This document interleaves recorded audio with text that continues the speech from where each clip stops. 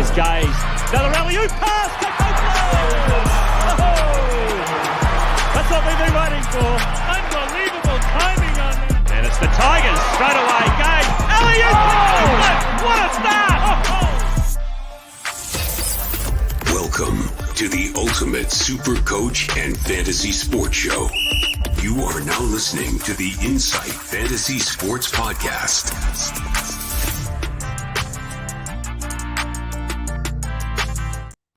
Hello and welcome back to the Inside NBL Show.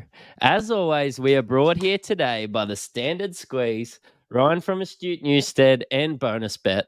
I'm the Supercoach Mattrix, and I'm here with Hammer himself. How was your weekend, mate? It was good. Big weekend. A lot of hoops. A lot of drama within those hoops. I'm happy to get into this, man. How'd your weekend go? Yeah, look, I did some barbecuing. I watched the Formula One. Look, I finished Yakuza 4. I went for a swim. I went to work. And watched some NBL. So yeah, it was pretty good. Perfect. On today's show, we're going to cover our teams. We're going to go through the Squeeze of the Week winners. We're going to review the games from a Supercoach perspective. We're going to go through our community team, which has been surging, might I mention. We're going to touch on some trade thoughts and answer all your questions along the way. Firstly, a bit of a plug for Wednesday's show. It won't be live due to that FIBA break, but it will cover and look ahead to who has the best schedules at what rounds to help you plan for the run home. Really important for midway through the year. And look, this FIBA break just gives us the perfect time to do that one. We might even look back at who's been the most disappointing, the most surprising, the calls we got right, and the ones that are in the flying toilet category of shitness. What do you think, mate? You excited for that one? I am absolutely excited. There's been some big calls, and we've hit, we've missed, we've been there the whole way. But just go back to that community team, mate. That is something I'm pretty excited about. Yeah, well, do we want to just jump to that straight away? Yeah, I can't sit on that for the rest of the episode. Get into it. So our community team, so in our Discord, it's in the comments. In our Discord, we vote on what trades we're going to do using the Insight Fantasy Sports email address. So this week we scored 476 in the top 1%. We've popped up another 215 spots into rank 205.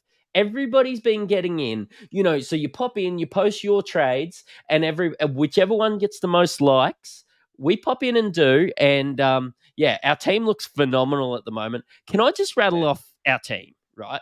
Do it. So we've got Bryce Cotton, captain. We had Parker Jackson Cartwright starting with 61. We had Anthony Lamb, our vice captain, with 91. We had Doolittle with 62. We did start Wardenberg, as most of us did. We had Paddy Mellor and Taron Armstrong on the bench. We had Josh Bannon on the bench, Bobby Klimpman, and Gack. So an absolute ripper. It was actually the 42nd highest score for the week, and this is just driven by our community, so it's fantastic. And you know what excites me, Mattrix? This team is perfectly set up for the coming weeks as well. So I can't wait to see what these guys come up with in the Discord, and I think this team's got a shot. It's going to be up there at the end of the year. And we will have a little bit of a chat about maybe what charities we might look at. But if we do win a week, the money goes to charity. So it's just really, I suppose it's just exciting to get involved in something like this. I haven't really seen anything like this done before. I'm not even sure if Supercoach really approves it. But when we're doing it for charity, what are they going to do? Knock us back? So let's just keep rolling. For sure. Mate, just rolling up again. Let's go through our teams. How'd you go last week? I was all right. I expected to do a little bit better. Got stung by a couple of bad choices, but I had 399. I've moved up another 10 or so spots. I'm sitting within the top 1,000, so top 4%. I I know I came on here last week and I was saying Doolittle. That's the guy. Low break even. The minutes are there. And I don't know what came over me, but the 11th hour I panicked and I thought, oh, Mango, another game next week. Center eligible, can move him around. And I went Mango and he laid an absolute egg for me. So if it wasn't for that, I would have been very happy. What about yourself? I had a similar sort of situation. I had a bit of a stinker, mainly due to the captain of Doyle. And you're like, Doyle? I didn't even know that you had Doyle. Well, I didn't. I come into last week saying, look, the obvious choice is to captain Cotton. I've got the money to do it, trading Williams and Brown out. I ended up bringing in Lamb, a fantastic choice. Didn't captain him, but ended up bringing in Doyle. Was feeling pretty good after the first game. It was just some of our chats that we had about, Cotton scored 37 points for his 40 or whatever he scored the week before, and Doyle does a little bit of everything. Look, I'm not really disappointed with the logic. I'm just disappointed with the way that it panned out. We're going to have a chat a bit later on about it, but Doyle found himself in some foul trouble, even scratched his eye. Look, realistically, just a rough week to be Mattrix, I'd say. Yeah, but it was only the second game. Like that first game was a classic Doyle stat line. We'll go into it in the game, but it was just that second game, and it happens. And that's sort of what we try and do here, isn't it? You play the odds. And you're not going to get every time, but you give yourself a chance. And I didn't hate the pick. It could have gone either way. Yeah, I agree. Look, you win some, you lose some, and this week I lost some. Look, our different segments we've been bringing by our different sponsors. So the Squeeze of the Week is obviously brought to us by the Standard Squeeze. They give away a 4-in-1 pack or a Standard Squeeze pack every week. This week is David from Do It For Jack. He leads our pack and also has the team of the week with 500 neat. Sorry, he was second with team of the week overall. But he's actually second overall and second for team of the week overall. But takes out our team of the week. Enjoy to your squeeze pack or 4-in-1. But I've been chatting to David in our DMs, and I've been saying Do It For Jack all week. I've been saying Dolt for Jack because the I looks like an L. But a little bit of background is Dave and his wife lost their son Jack to anencephaly in 2019. Ever since, he's named his Supercoach teams in memory of Jack. He does a bunch of advocacy and charity work for a children's hospice called Hummingbird House. So if you ever want to donate or get around, just a great bloke in our community, then I've got the link in our description below. And next week, I'm going to donate $1 for every viewer we get live in our round 9 preview show after the weekend break. So congratulations, mate. Good work with all the charity work. And look forward to seeing your beer selfies on Twitter with your 4-in-1 or your squeeze pack. So. For sure, man. I have never been as excited about someone coming second as I was since Coach Carter took Richmond High School to runners up at the state champs. So, congratulations. That's a huge effort, mate, and great story. Mate, let's get into some of these questions as we go along. Not really a question, more of a comment. Hammer is looking as shaved as prime Daryl Corletto from 2009. Appreciate that. Some things to Pinder about this week from Global. Look, our title was maybe Wardenberger's lost his talent. Judges in the chat. We'll have a bit of a chat in a little bit about that. We've got some trades. We've got some really good scores. Ed's got 468. Ed's been enjoying the show. Everybody's getting around. Global's looking at trading. I believe it's Bobby Clitman. He said in the chat. So the big Clit, he likes to call him. Some of the boys have got in Lamb early and saved his team. Our friend with the good name, New Mango would be a trap. So you should have just been listening to our friend with the great comments here. And the great profile picture.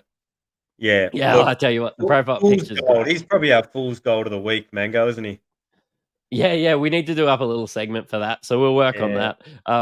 As you can tell from what can everybody get in the comments and let us know? This was Hammer's first title done up. So he did it up, did up the little image that you'll see in the YouTube thumbnail. So give it a thumbs up there and let us know what you think in the comments. Yep. Waard sucks, and apparently I said that he was mini Jokic. I don't recall saying that, but I have had a lot of powers on the chat before. So I've been plugging everybody this way. And apparently Mango is more fool's gold than flowers this week. So wow, real credible source, that one. Really credible source there in the chat. the most credible. Look, mate. Let's get into game one. Yeah, let's review the week just gone. It's time for game talk. Mate, that's brought here today by Ryan from Astute Newstead. Slide into our DMs. We'll let you know how you can get an obligation-free home loan quote. But the first game, your Jack Jumpers against the Breakers. Heartbreaker. I know.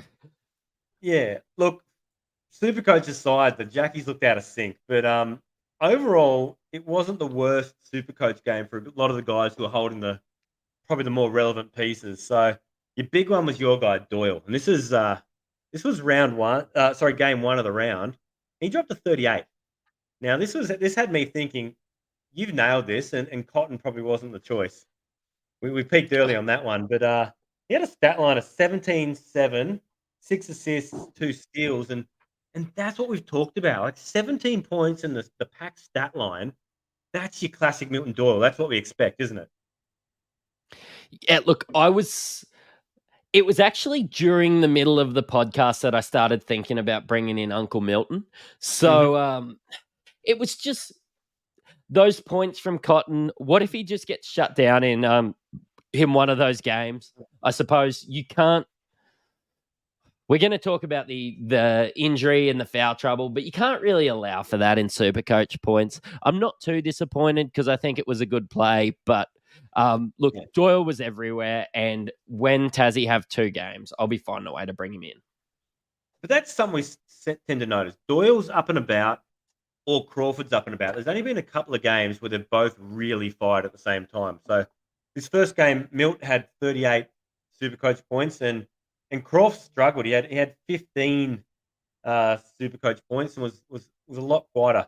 But the real news, and this is someone who possibly no one in their right mind would have been holding, is your boy Big Willie.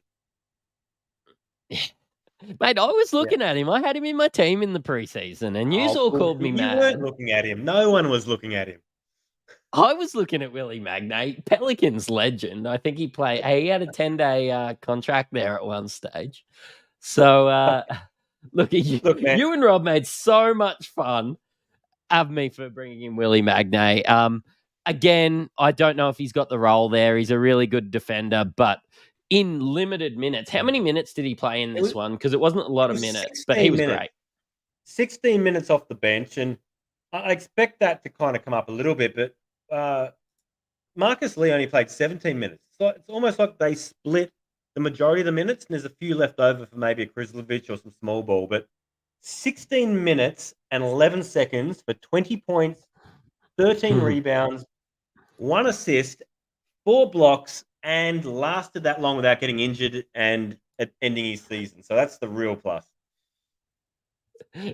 Mate, probably I was disappointed in Jack McVeigh on this one. Of course, I actually saw some people on Twitter, they were captaining Jordan Crawford.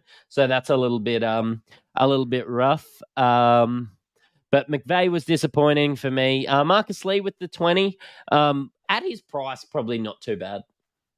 No, but at that price, if they're going to split time evenly, would you take a Magnay or a Lee? Like Magnay, and he comes back to earth a bit in the second game, but his points per minute, he can go. He had 50 Supercoach points in that 16 minutes.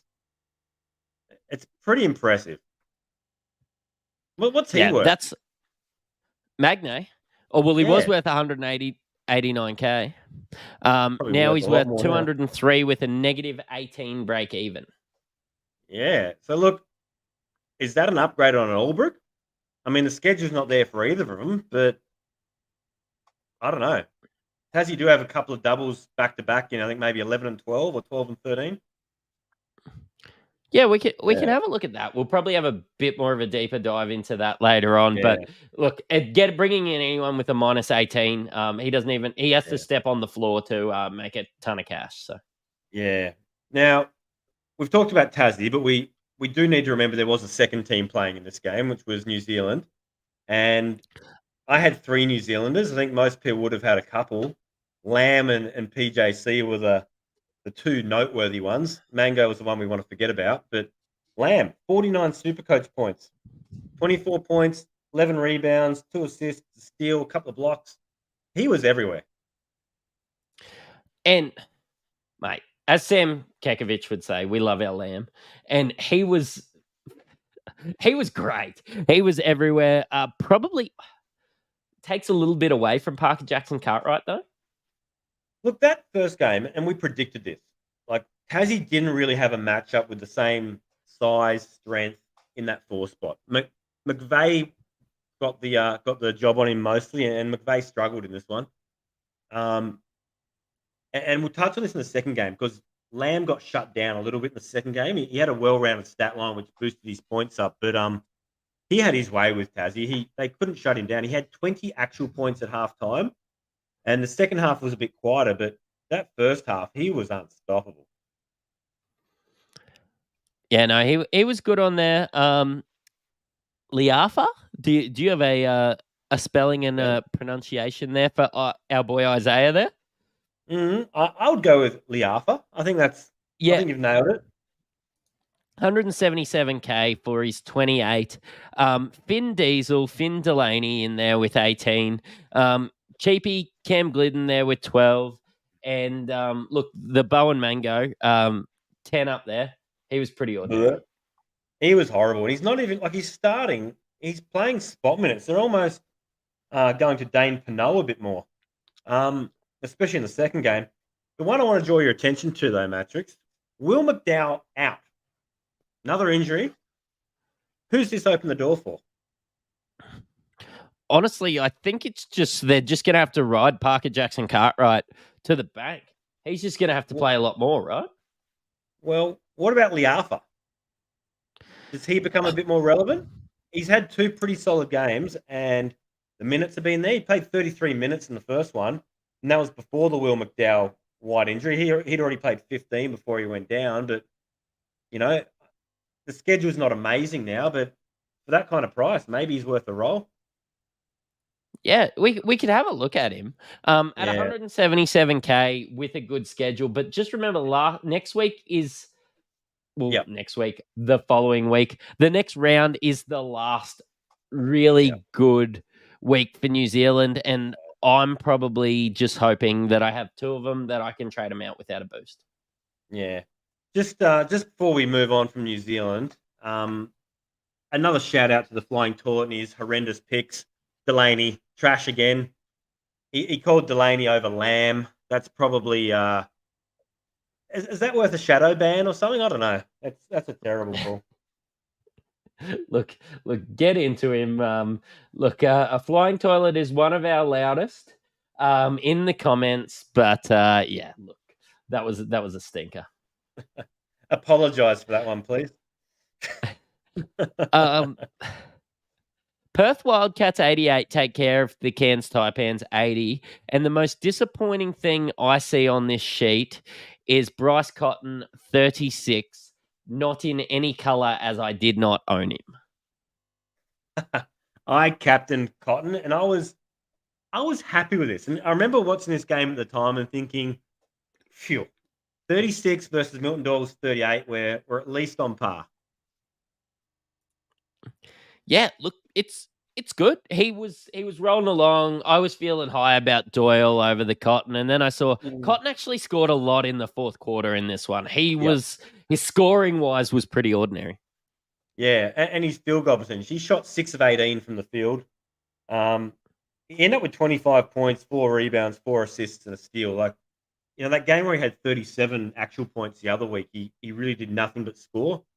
this weekend, the second game in particular, he started to hit the other bits of the stat sheet, but I think Perth might have turned a corner and figured out how to get him some looks. He seems a lot more engaged and doing a little bit more with it now. I tell you, someone if in round one and everyone was excited about Usher, he sort of come back to earth. This is Cotton's team since we've started to realise that. You know what?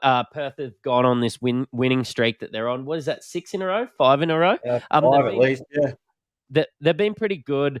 A lot of people brought in Pinder this week. You would have been spewing probably more than somebody who captained Milton Doyle this week. Yeah. I am surprised Pinder didn't drop more in price, but he had 10 Supercoach points in this game.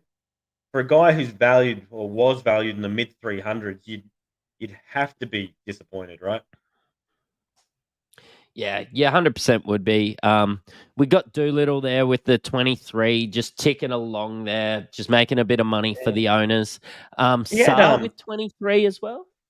Yeah, look, Saar was big. He had his 23 Supercoach points in only 18 minutes. He had the 12 points, couple of steals, couple of blocks helped out, but Doolittle's probably the one to highlight.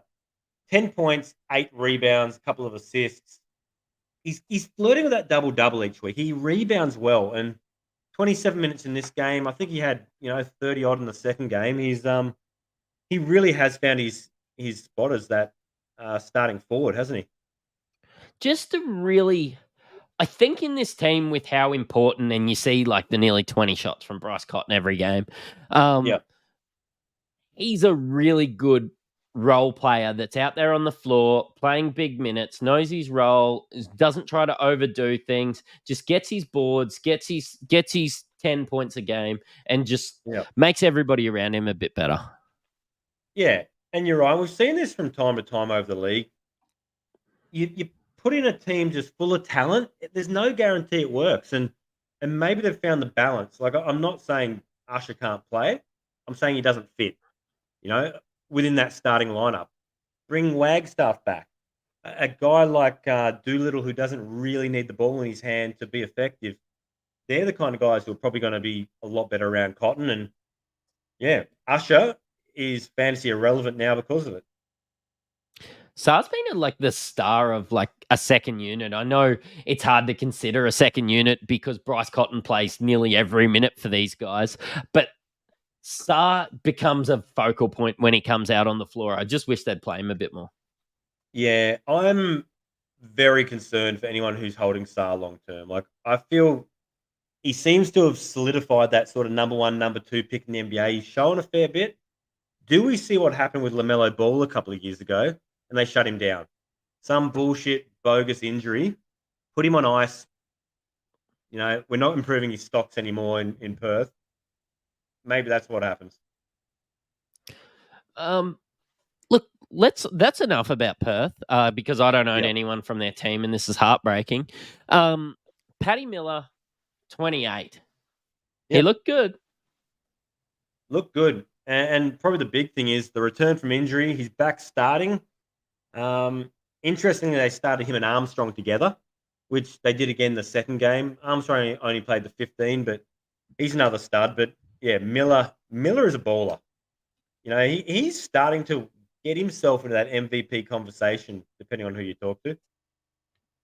Just another one of those really small guards that excel in the NBL. Extremely talented. If they're about 4 inches taller, they'd be playing NBA. But yeah, look, have I mentioned his biceps in a couple of weeks? His biceps are like the size of my torso. Man, his biceps have biceps. It's unreal, this dude. I'm surprised he can get his arms above his head to shoot it. But all right, let's park Paddy Miller for now. Let's talk about the guy that everybody's held at centre and who everybody's possibly regretting right now. Your man, Sam Wardenberg. Yep. Look, I'm not as off him as most of the people in the chat because I brought him in cheap. But when I see the price that he's been, when I see him dropping price, when you can't really drop him due to the schedule, I do understand how frustrating being a Waard holder. being warded off Sam, him maybe not even being the best center on his team. Yeah, it hurts a bit. Look, I've seen this decline over the last 3 weeks, and it's been rapid. And I've only ever seen this occur once before in my entire life, and that was in the original Space Jam. The Monstars have come down and stolen his talent.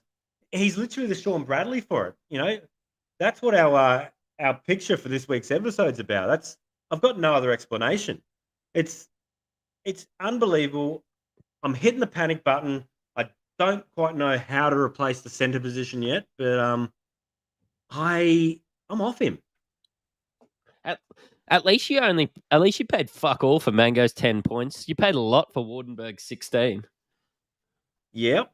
And I think the only silver lining is that 99% of the competition have him at center. You know, you can sort of swallow that bitter pill a bit easier when, you know, it might be shit, but it's not putting you back because everyone's in the same boat. Just so the viewers know, when Hammer says 90%, he means 18%. Is that all? But yeah. Oh, God. You've made me feel a hell of a lot worse now. Thank you. Hammer's just going for it. Yeah, Hammer's just going for a cheeky spew, a nervous spew. So give us a second. Did you know Taj McCall is the reason that Paddy Miller's over here in Australia? I did see on one of the broadcasts. There's a bit of a link. How far back does that go? They're really good mates, and he's like, mate, I'm playing for Cairns. How about you come and play with me? And they went and got him. And I'm starting after I saw that, I'm starting to see the connection between these guys. Yeah, I was expecting Taron Armstrong to probably be a little bit better than he showed in this game. I understand that he's working his way up. You know, that it was a lower leg injury for Taron, is that correct? Yeah. Which are really hard to work back from. But Paddy Miller and McCall, they look great together. It probably took a bit away from Taron in this game, but I'm just enjoying what I'm seeing.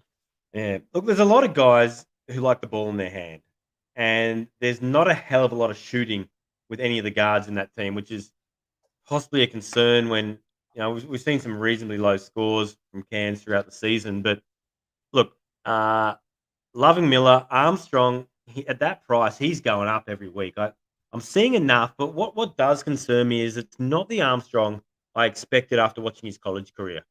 Like he came with big raps. Like he was meant to be the second coming of Josh Giddey. Yeah. You know, and we see little snippets, and you know, if you squint really hard, you might be able to see it if you turn the screen upside down. But I really just want to see it break out because he does seem to have that lengthy, you know, pass off the dribble. It should be translating better than it is, right? Yeah, it should. And look, spoiler alert, against the jack jumpers, he showed a bit more of that. Yep. Little question popping in the chat there, Mattrix, from Braino. Do we go with McCall or Miller? Or is this one of your favorite ones where you say Mukasa, Sukasa, why not both? My house is your house, whatever it stands for? You know what? I'm gonna quote the great Carly Rae Jepsen and say McCall me maybe. Okay. That's a solid quote. See, I don't mind both, especially if you can put McCall into your forward spot. There is a real lack of forwards with a good schedule coming up.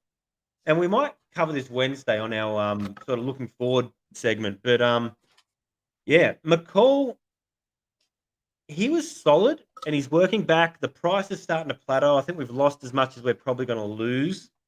His break-even's not horrendous now. He's definitely on my radar as someone I want to bring in. Talking of bringing things in, another beer, Mattrix. Look, I deserve it. It's been a long day. Yeah. I woke up 2 hours ago, so yeah, look. Very good. I was listening. I do have my headphones in. I was listening to everything you were saying, and I do like it. Menenga was probably a good call, but fill us in as to what's been happening with Big Bobby Clintman, because hurt himself in this one, just didn't come back, hey? Yeah, it's a bit weird. Like, a lot of guys have struggled to find the Clintman this weekend. Yep. Yeah, he played a couple of minutes in the first game, wasn't many, and then the second game another DNP. So I had him on my bench. I think some people are really hurting after starting him. I don't know. I'm putting it down that it's a genuine injury, and hopefully he works back this week. We know from the first 8 rounds, Cairns have they've A, been hit by the injury bug, and B, they've had some very late scratchings that are throwing some teams into turmoil. Look, I know that some people are on about Ford in the chat, and Mhm. I know I'm from Brisbane, and I will send Aaron Baines around if you don't give us some transparency with these injuries, because Yeah. I could have just traded Bobby Clintman out, played some of these other guys on a single, done everything I wanted to do, but in the start of the round, Bobby's fine. He's going to be playing. Look, plays for half a game. Just let us know that he's injured, and you're going to see how he's going to go. Like, Perth Wildcats aren't going to, attack him the whole game or anything like that. Just give us a bit of transparency. Yeah. And look, I've liked his role there early on a lot better than what Saar's getting in Perth. But yeah, this really does throw a spanner in the works a bit, doesn't it? Talking to Mate, Wardenberg before. Go Sorry, on. mate. Just go back to Wardenberg. I just had a quick look around the league. I think every single starting centre on a single game outscored Wardenberg on the double. Rolling Humphreys in didn't. Illawarra. Yeah, Humphreys rolling in didn't. Illawarra. Who didn't? Humphreys. Magnay outscored him. Magnay outscored everyone. I think probably the only person who didn't outscore him was Pinder. Yeah, and Humphreys. But Yeah, true. Very good. I did get Can we move on? I did cop a lot of slack. So I said I'm taking I enjoyed my Thursday. I actually love my Thursday night games. I never have anything on a Thursday night. Nobody's roping me into family dinners or anything like that. I am sitting down on a Thursday night, enjoying those games. But I tweeted out, I'm not going to watch the NBL this Friday. It's Southeast Melbourne versus the 36ers. Southeast Melbourne are going to pump them. I'm just going to enjoy a night off. And oh, boy, was I wrong. Well, you weren't wrong for the first half. Yeah. Adelaide came from behind, and they just stole it in the end. I hate to say this because we've been ragging on Adelaide all year, but I'm not going to say it. Just leave it at that. They're still terrible. But they came back, won by 3. I don't think we spent too much time on this game. I don't think anyone has any Southeast Melbourne or Adelaide players, really. The only Fuck, I notable wish I one didn't trade out Williams. Yeah. He would have been a lot better than Wardenberg. He had 23 points, 11 rebounds, 2 blocks for 45 Supercoach points. That would have been very handy. Yeah. Yeah. And now, keep in mind, though, Southeast Melbourne have a double-double coming up soon. So this is probably something I'm looking at to have a bit of spare cash, and that's going to be my exit strategy from Wardenberg. yeah, well, Cairns leads into a Sydney double-double later on in the year. But after round 10, you've got a double-double from Southeast Melbourne, and Brown, Creek, Williams, if you can afford them, they're all looking really good. Yeah, Creek had 33 in that game. Anyone playing along at home, Adelaide had a couple of scores. Jacob Wiley had 32. He was pretty big early on and faded. 29 for DJ Vasiljevic. Now, he had 29 actual points, 6 rebounds, 2 assists. So that's what's that telling you? He's had a few turnovers. Is Vasiljevic at all relevant? What's the price on that guy? No, he's 274K. Yeah, no, he's 274K. He's still going to head in with a 40 break even next week.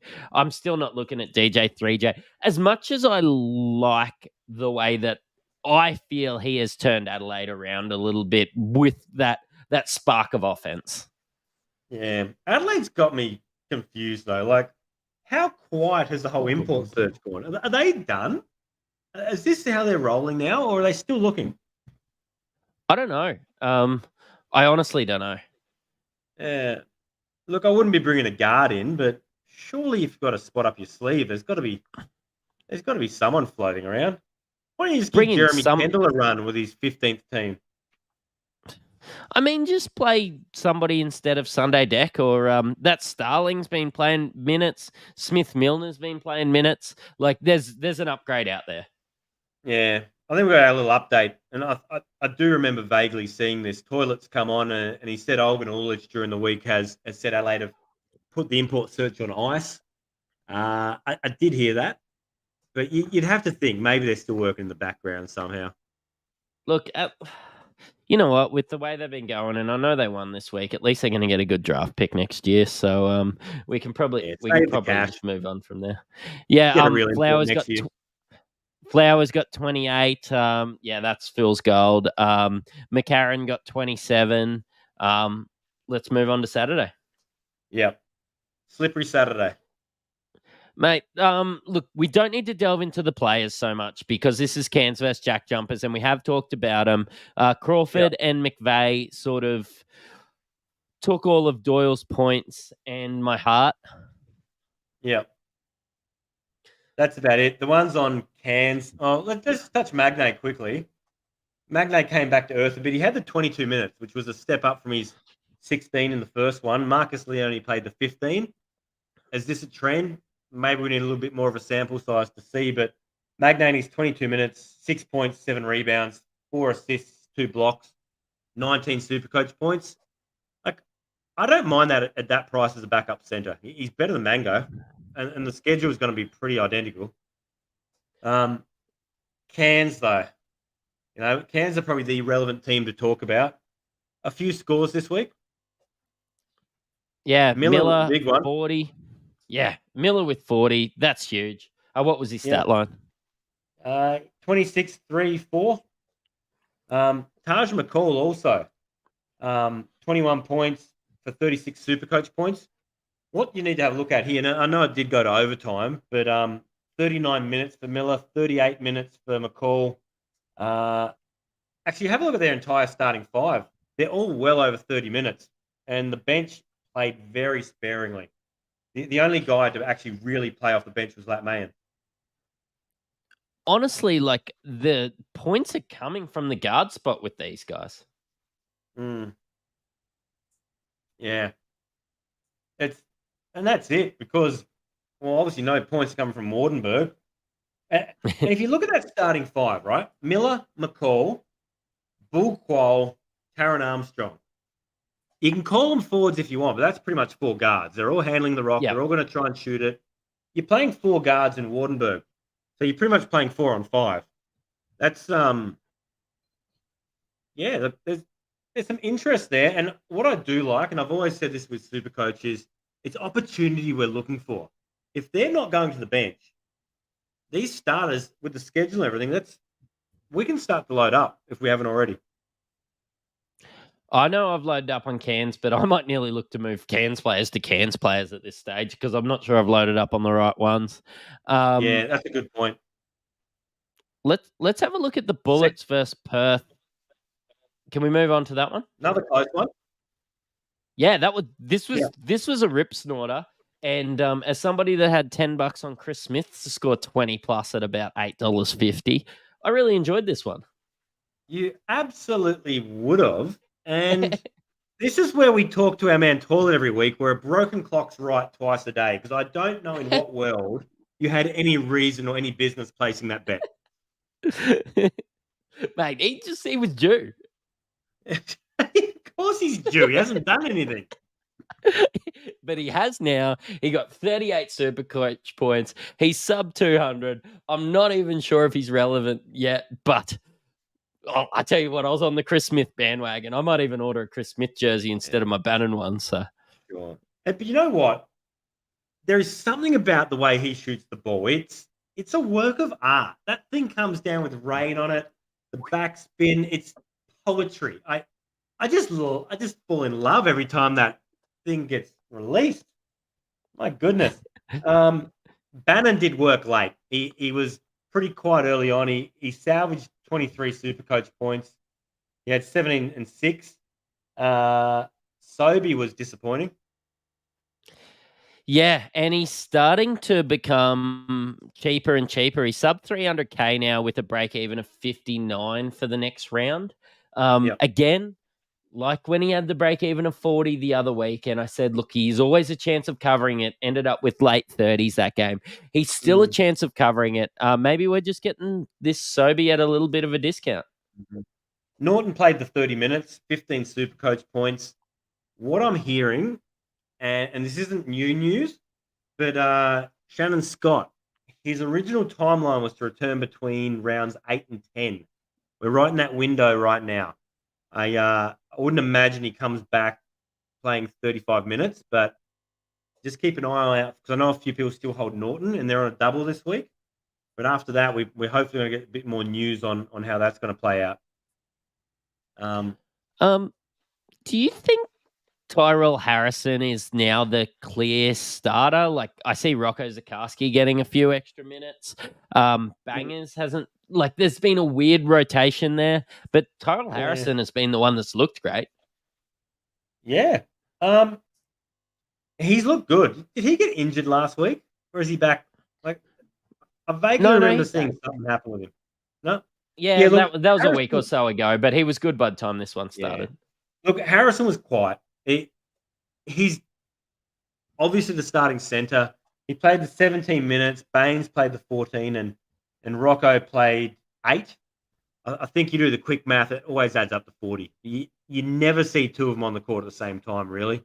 And that's the only thing that scares me. I think that with Baines back from the suspension, that's going to be our minutes spread, give or take a couple of minutes.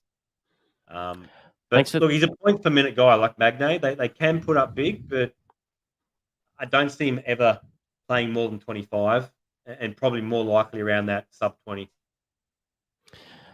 Look, I'm just still trying to do the math there. But let's have a look back at the Perth Wildcats. I'm still trying to count to 40 between all their minutes.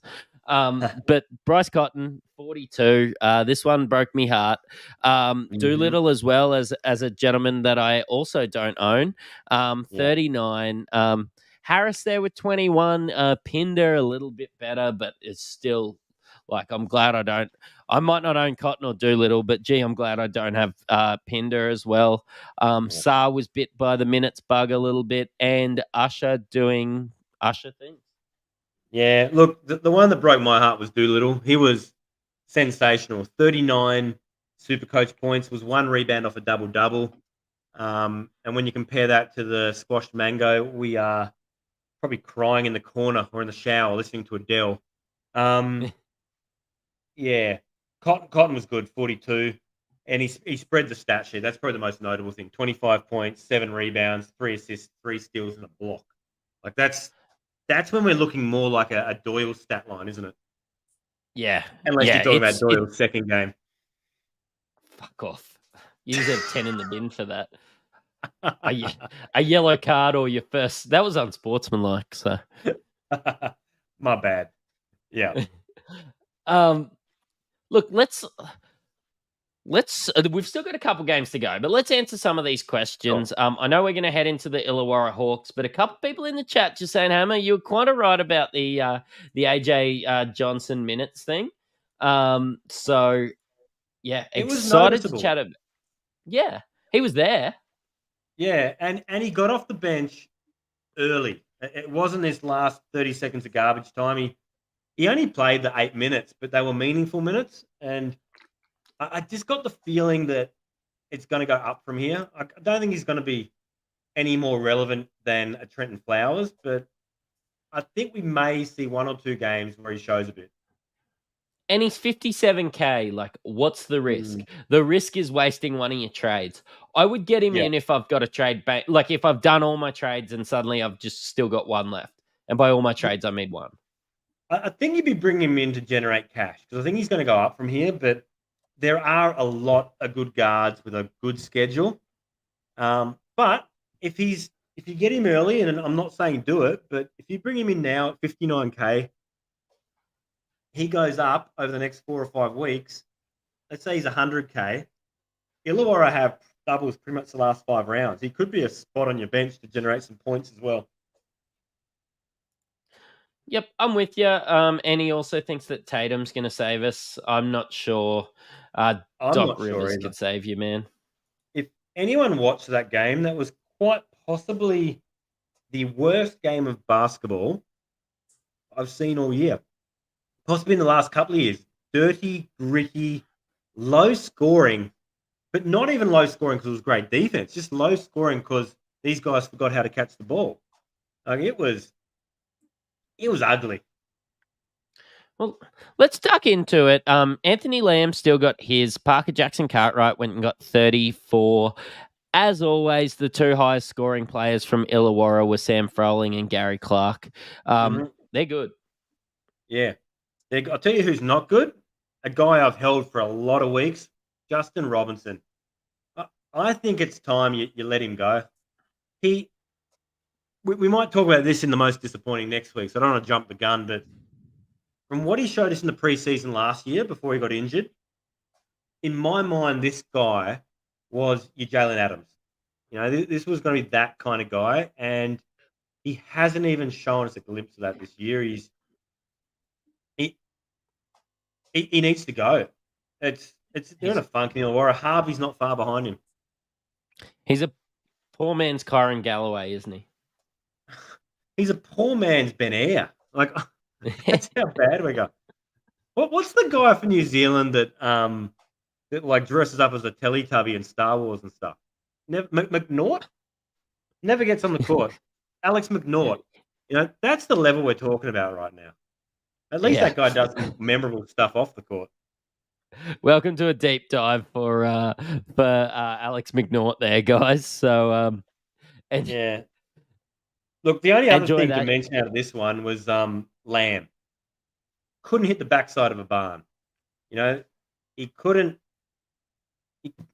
His shooting was so off. I think he was 7 of 21 and he was 4 of 15 from the three. And he hit some late that made that look a lot better than it really was. But what did impress me, which we haven't seen in some of the other games, is he started hitting across the rest of the stat sheet, which gave him the 42 Supercoach points. So he ended up with 20 points. He earned a lot from the free throw line, but 7 rebounds, 4 assists, 3 steals.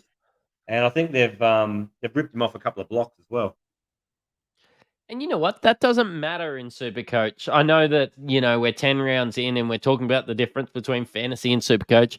That would have been a dog shit fantasy score. Sure. Great Supercoach score. If you've got the ball and you're shooting it, whether it's going in or not, it does matter, but it doesn't matter as much. No, you haven't got the negative, the -2 or whatever it is from it. Parker Jackson Cartwright, 34 Supercoach points. Once again, the last 4 or 5 weeks I've held him. It just never feels convincing. Like he's getting the scores, but I always feel like he's clawing for it. It's not like that round 1 where he just blew you out of the water with 60. He's working hard to get his, isn't he? Yeah, look, and I still wish I captained him over Doyle. Yeah. Just the last player I want to touch on, and Toilet might be able to tell us what the score for Delaney was in this one. But another uninformed pick. Look, you could get 12 from Cam Glidden every game at the moment. Break even of 3. Could have been as good as my Magnate pick in the preseason when we were going through the teams individually. Hey, I'm just saying 79K. You're talking about your AJ Johnson with 5 points. Talk about Cam Glidden with 12. There's something about that dude. I just like the guy. You know, like you could be on my bench and just lay an egg, and I'd just look at the dude with his little porno mustache and just be like, "You're all right." I don't mind a bit of Cammy Glidden. You're my boy, Blue. Yeah, no, I like him. Looks like a guy that used to work at Video Easy. You know what? You ever seen the show Workaholics? Yes.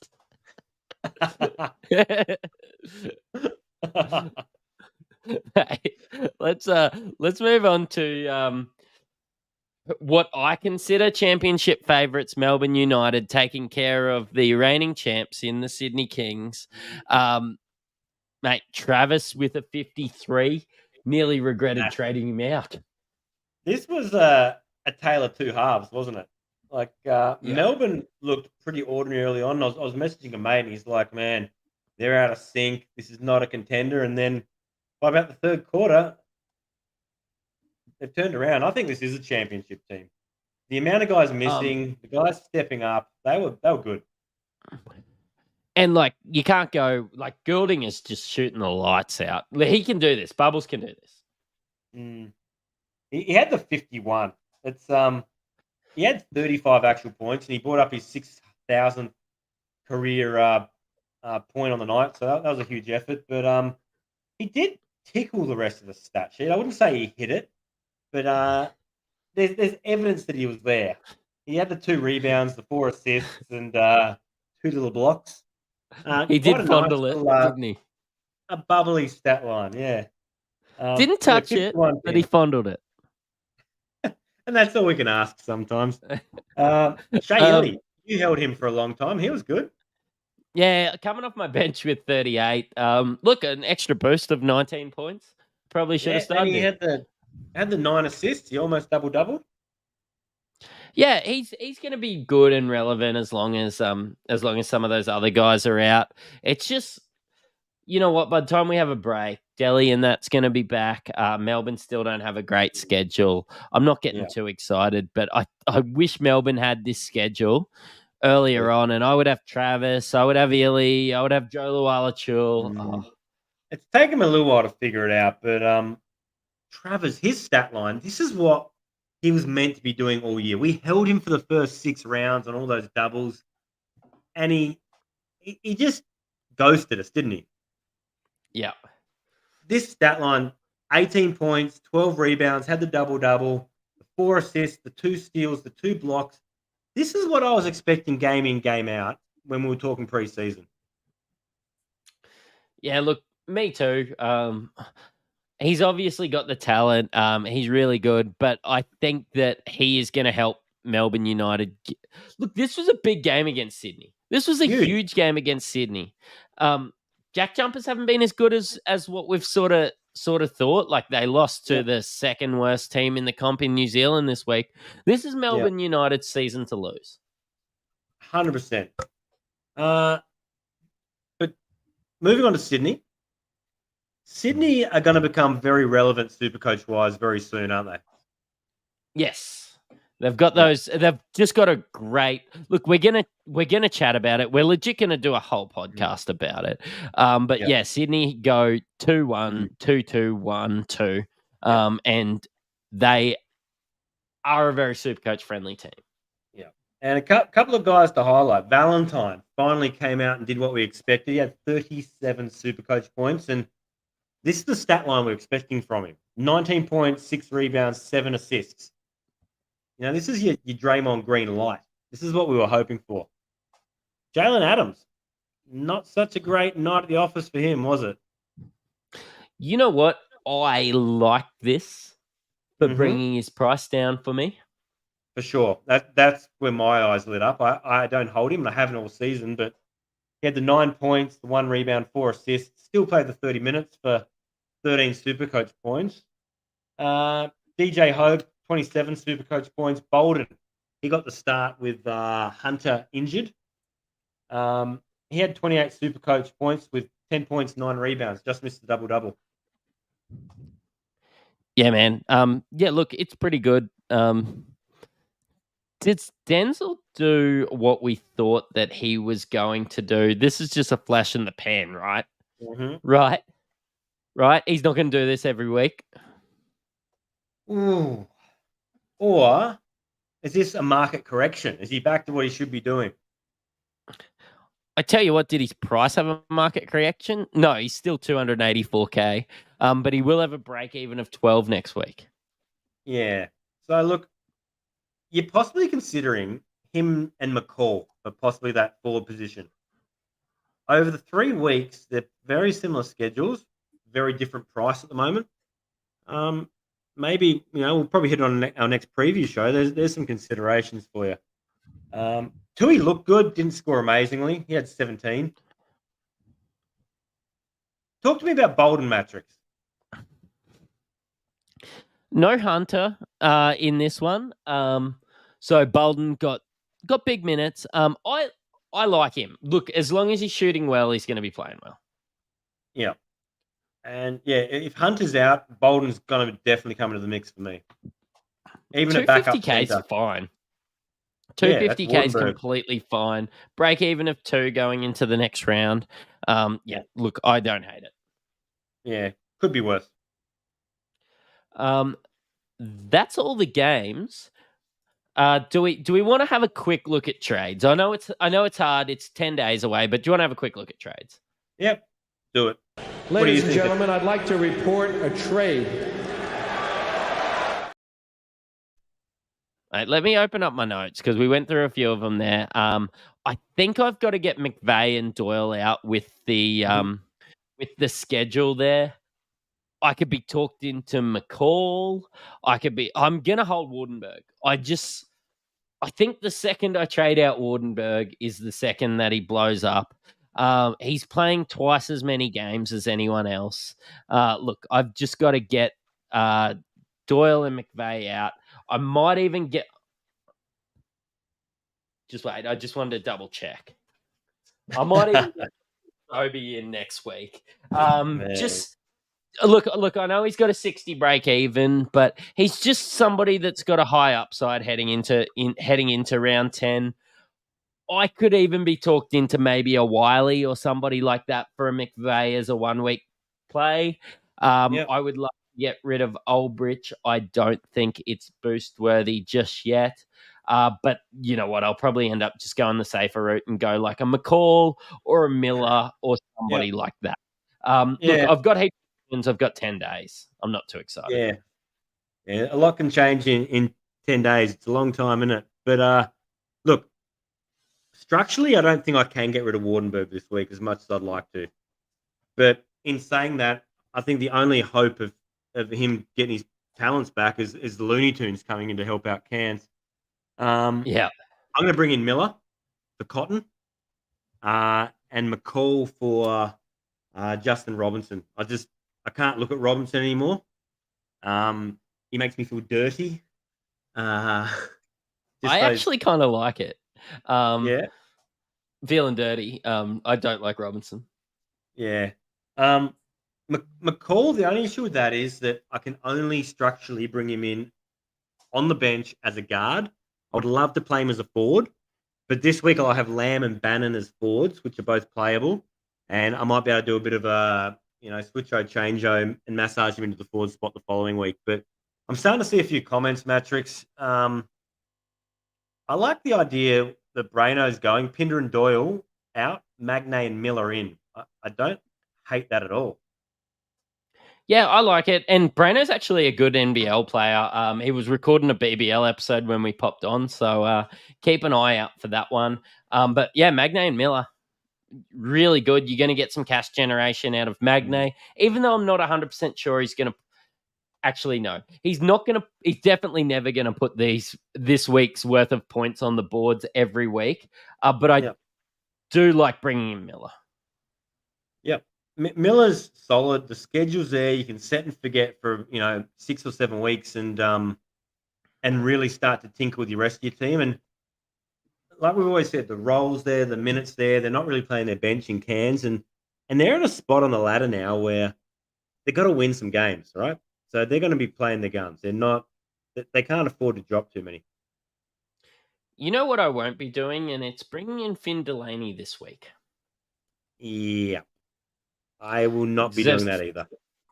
Deserves 10 in the bin, yellow cards, technical fouls. Honestly, maybe even a transition take foul for that one. So, yeah, look, a flying toilet has redeemed himself. I can't keep up with the number of comments. Love it, but I'm liking his Doyle and Pinder out for Miller and Magnay in. Gives him 142k in the bank to go after Adams next week, and either a Hogg, McCall, Bolden sort of player in your forward spot. So, yeah, he's starting to see some sense, I think.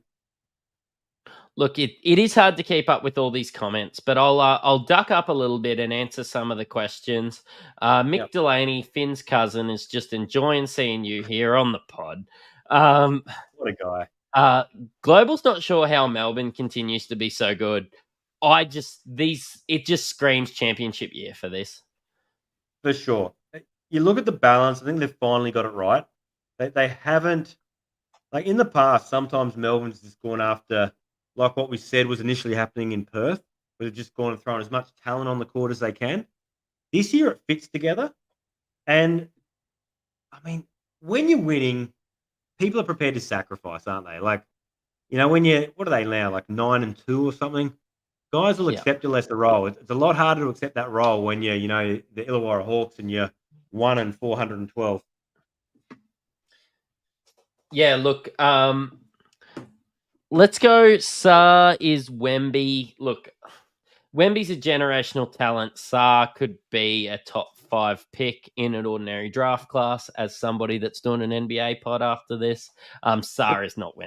But just remember that Hashim Thabit was a number 1 or a number 3 pick as well. So, yeah. Are you just about cutting me deep? Because as a Grizzlies fan, that one fucking stung. Oh, yeah. We took him over Kevin Durant. And pretty much everyone else who can dribble a basketball. Yeah, it was about 15 years ago. So, yeah, look, I'm getting over it. It's up there with your Darko Milicic from Detroit. There's some shockers. Yeah. Yeah, that was a stinker. David Bryson's looking to trade out Illy or Doolittle for McCall. Obviously, Doolittle is the preferred hold, but if he holds Illy, he can start McCall. Otherwise, he has to start Bannon. Head-to-head focus, and opponent has McCall. I don't hate starting Bannon on a double game week, if that helps. I would hold Doolittle. I think he's still going to make you some cash. I'd be happy to let Illy slide. Like we got the break. You're going to get both Delhi and Ian Clark back. So if anything, it's going to hurt both his minutes and his touches. If you could hold both Doolittle and McCall in some sort of configuration with Bannon there, I reckon that's the way to go. Yeah, I like it. That is the way that I would answer that as well. Wardenberg is like a vegan Whopper with extra pickles. Yep. And if you had your time again, you wouldn't order it. Nah, and yeah, look, at least you get chips and drink if you order it in a meal pack. Looking for some more questions. Doolittle finally has a picture on the Supercoach app. Shout out to the boys at Supercoach, caring about NBL. I tell you what, I keep getting disappointed every time I open the app and it just wants to push BBL on me. Yes, I stayed up and watched the Australian game. Don't add Travis Head in your BBL team. He won't be playing anyway. Yeah. Sauce killing Humphreys in that first quarter. Look, Bobby Clintman. Look, let's just wait. He's got 10 days to rest up. Let's not. I'm hearing a lot of Bobby Clintman hate. You all loved him a week ago, or 2 weeks ago when he was playing well. Just let's wait. Yeah.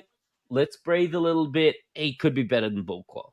Yeah. Look, Clintman, if you can afford to keep him on your bench and you've got a startable player, that's where I'd be going.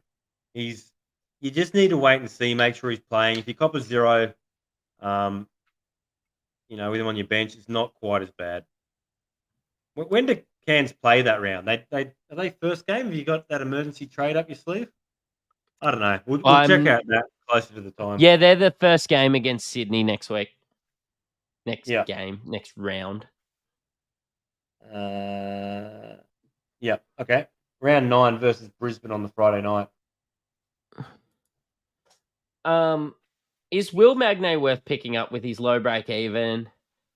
I'm still going to go. I wouldn't train down to Will Magnay expecting him to be a serviceable starter. I would train up from an Ulbrich or a backup. Yeah. Yeah, I think you can easily sit him as your backup centre, especially like an upgrade for an Ulbrich or something like that. And keep in mind, they do have that double coming up, a little bit later on in the season, which gives you a little bit of time to, if he starts to take over the minutes from Marcus Lee, he's sitting on your bench already. He's probably going to keep going up cash. Marcus Lee hasn't been impressive this year. We've seen him drop in cash. We've seen him drop, 90K? Look, if Magnay is the answer, Magnay is affordable. And we do know Magnay doesn't need a lot of time. His points per minute is high. Yep.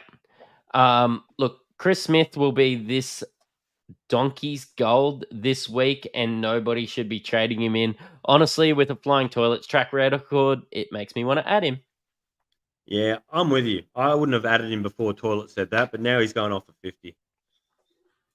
Would you go Pinder for Lamb or McCall? Is Lamb sort of priced out going in? He's got a break even of 30, even going into a double game week, but he's 361K. That's cotton money. If you hold Lamb, if you've already got Lamb, you hold him.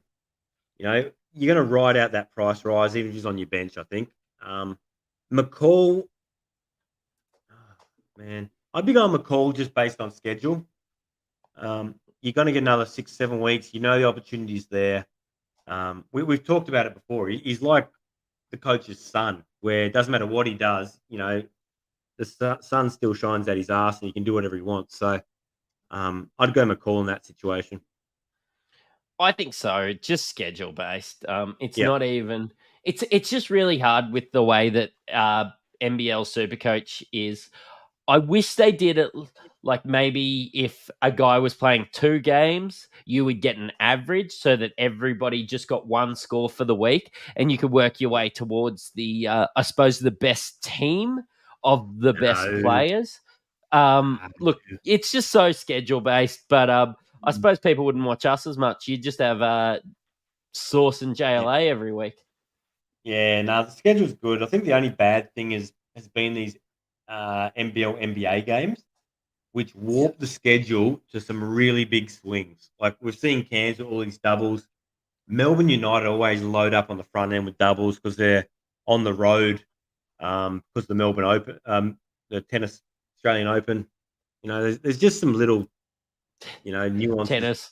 Tennis words. You watch a lot of sport outside of basketball, don't you? I'm channeling my inner Rob. I tell you what, you won't be getting around on the NRL podcast coming around during the season. So stupid game. Anyone who throws backwards to go forward should be shot. Mate, I did know Brano was actually throwing me some NRL chat about Moylan and Trindle in the chat, and I hate Braden Trindle, so I'm going to have to Google that one after the podcast. I reckon that's broken during. We're probably getting into the dire straits of the podcast. Yeah. Last thing, Global's just letting us know. Magna and Miller in for him, Pinder and Cotton, which gives him 200K the following week. That'll be good. Have a listen. We might drop it on Wednesday or Thursday, our schedule preview for the second half of the season. It will be must listen to. Some of these previews or whatever, if you watched every game, you know your Supercoach scores. You can skim over these ones occasionally, but that one will be must watch, won't it, mate? Absolutely. Now, that 200K in the bank, we'll touch on this more on Wednesday, but those little buffers are going to become important. That 200K is going to let you upgrade a Wardenberg or someone like that to a JLA, a big source for those, you know, spot captain options, some of that sort of point of difference stuff. So don't discount holding cash. No, I agree with you. You've listened to an Insight Fantasy Sport podcast.